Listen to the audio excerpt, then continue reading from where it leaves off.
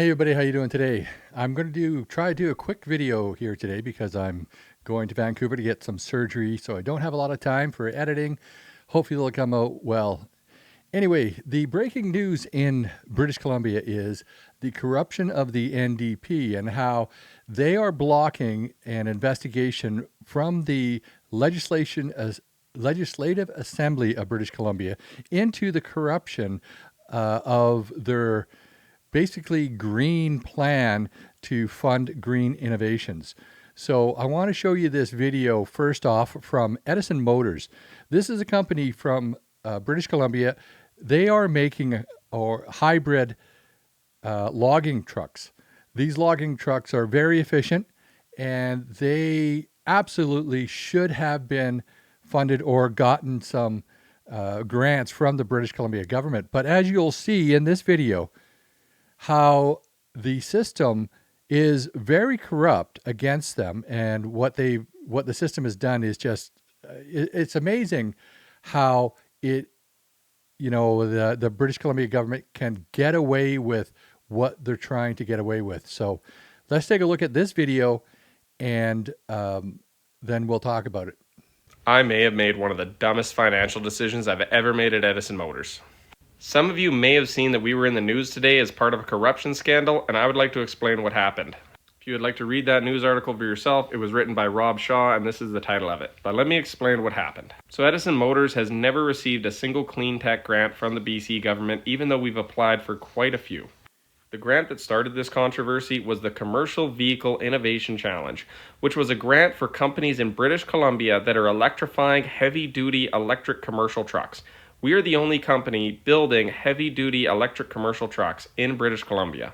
We didn't get the grant, but they did give us an option to have a meeting to discuss why we didn't get it. So of course we reached out. I'm blurring out people's names because I'm not here for the individual, but the Katrina thing is important. So Doug, a guy on our team, reached out to say that yes, we would like to talk about it, and then Katrina reached back. But this is where it got interesting. The Commercial Vehicle Innovation Challenge was care of MNP. And where the email had been at arcbc.ca, now the email had been at MNP. This was suspicious to us because we remembered that MNP was a company that reached out to us before to ask to write grants for us. And I remember telling them, no, sorry, we can't afford you. You're way too expensive. That's not even close to within our budget to be able to apply for these grants. So after this meeting, we found out that MNP was actually administering the government grants while asking if they could write our grants. So anyways, we had the meeting with MNP to discuss why we didn't get the grant awarded by them. And they basically said our timeline and budget were too ambitious. Our budget was too low and our timeline was too tight. They didn't believe that we could reasonably get the truck done in time, even though our budget was higher than what we built Topsy and the timeline was actually even longer than we built Topsy. We fully believed that we could make it because we had already done it before. Those were the two main issues. They said we had some of the best partners of everybody. We had a great project. They loved our project, but there was a few clerical errors in paperwork. Budget wasn't clear enough. It was multiple pages. Future market identifiers, we said, like heavy-duty trucks. It was a lot of paperwork and a few little things, and also they didn't get one application, which I submitted myself, so I don't know what happened there. Which basically, few paperwork issues, a little bit of things. I mean, we're truck drivers. We're not experts at writing grants. I'll give them that. But where it's interesting is that after this meeting with MNP to discuss why we didn't get the grant, MNP had reached out to us and they set up another meeting to discuss why MNP should be writing our grants. As they stated, it was a 20% success fee of what we win in the grant for them to write our grants. And they strongly encouraged us that, hey, we will be successful if we go with MNP. Well, of course, MNP is deciding government grants. They straight up said that you're going to be a lot more successful if you get the company that's deciding government grants to then write your government grants. And you're going to pay 20% of whatever you win in the government grant back to them. At this point, if they were the ones deciding who got the government grants, we felt like we had no choice and we felt pressured to sign on to MNP for the incredibly high fees and the 20%. At this point, we just received our VIN number and our license plate, which means that we had built the first heavy-duty electric truck ever made in BC and the first semi-truck made in BC since Western Star closed down about 30 years ago. So we were excited, and we had done it all without any government grants at this point. The government had actually invited us down to the legislative building in Victoria to say how cool it was and, introduce us. While we were there, we met with several MLAs, and they were excited, and they said, hey, has the government been supporting you? Have you gotten any grants? And we said, no, we hadn't received any grants. They said, that's weird. What you're doing is very innovative. You should be receiving some grants. And we explained what we've been dealing with MNP. Hey, basically everything I just told you in that video before, we told those members of the Legislative Assembly. We gave them all the information we had. It wasn't just one political party. They all asked about it. We shared all the information and said, hey, this is interesting. If you want to look into it, here's what's going on. The company that's deciding the grants is also writing grants for companies applying for the grants. That seems shady. I believe a fundamental principles of Edison Motors is that we are open, honest, and transparent, and we wanted to show everything that was going on with the government because it felt morally wrong to just go along with the way it was doing and not share that information. So all the people had a chance to investigate it with the information we showed, and yesterday morning, you can see the video, it's the one video on our page before this, the government said this is suspicious and we need to investigate it. The government wanted the government and itself to investigate what exactly was going on and if there was any issues. This is our tax money, it's where the carbon tax is going to. They said that, hey, if we're going to be collecting carbon tax, we need to investigate where those funds are and make sure they're not being misappropriated. The opposition party United, Conservatives, and Greens both came together to say that yes, we've looked at it, this is warranted an investigation.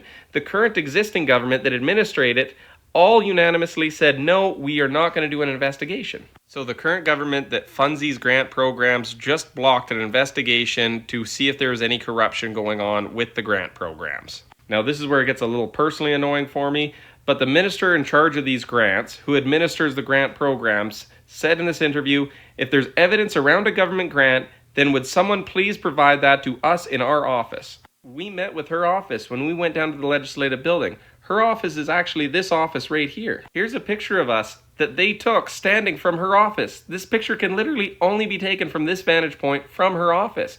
We were in her office to talk about these things. We said that we wanted to tell people about it because it felt morally really wrong.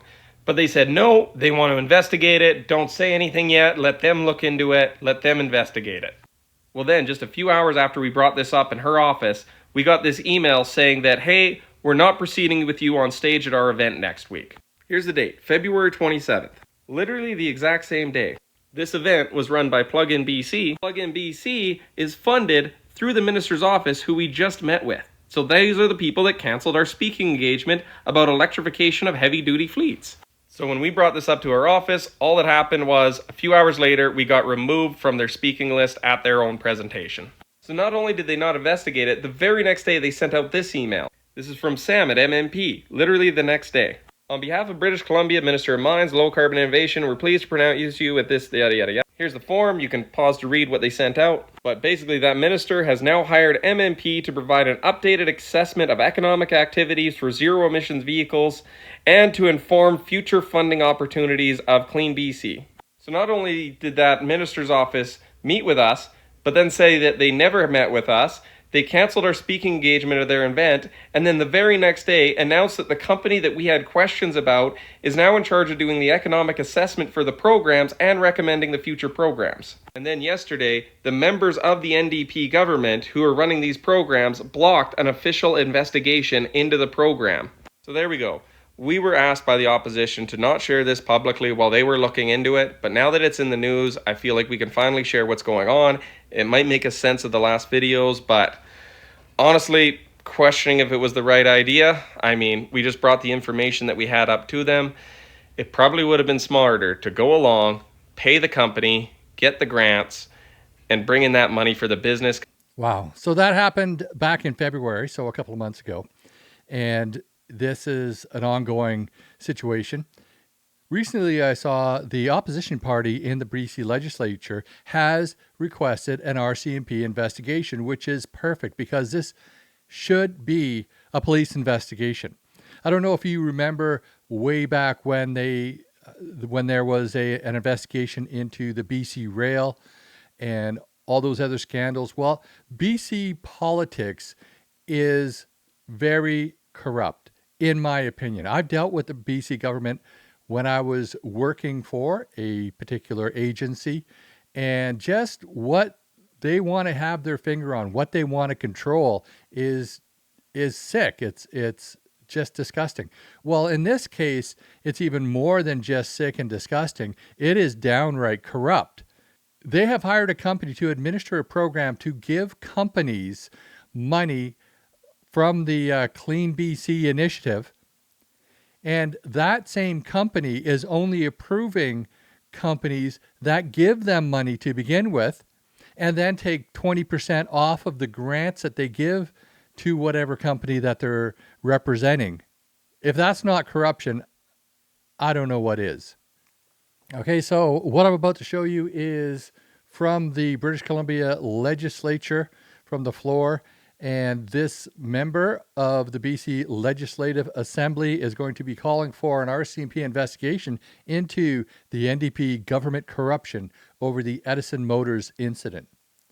House Leader of the Fourth Party. Thank you very much, Mr. Speaker. It's a dark day here today. It's an embarrassing day if I was sitting on the opposite side, if I was government. As far as the public is concerned, the only logical reason that this motion would be brought back is because one of the applicants dared go public. They're prepared to sweep that under the rug because it might be embarrassing. We all know the game. Let's delay this until after the election. Nothing to see here, folks. Move along. Absolutely nothing to see. Carry right along. You know, all's good here all's good here in Victoria land. What is it that the government is desperately trying so hard to hide? It took the rare occurrence for the company that put it all on the line to say, hey, you know what? Something's not right here. We're being told by the same company that awards the grants that if we hire them to write the grants and give a 20% VIG, we'll get the grant. The public has the right to know what's going on, and I think that the motion, quite frankly, does not go far enough, that it should be an RCMP investigation, because if this goes forward, it could be criminal charges that should be applied. Well, there you go. A tsunami of corruption within the BC NDP, and an RCMP investigation called for by another member of the BC Legislative Assembly, a Conservative member from Burnaby South. Let me know in the comments what you think. If you like this video, if you've gotten anything out of it, please hit like and subscribe. Hit that notification button, and we'll see you on the next video.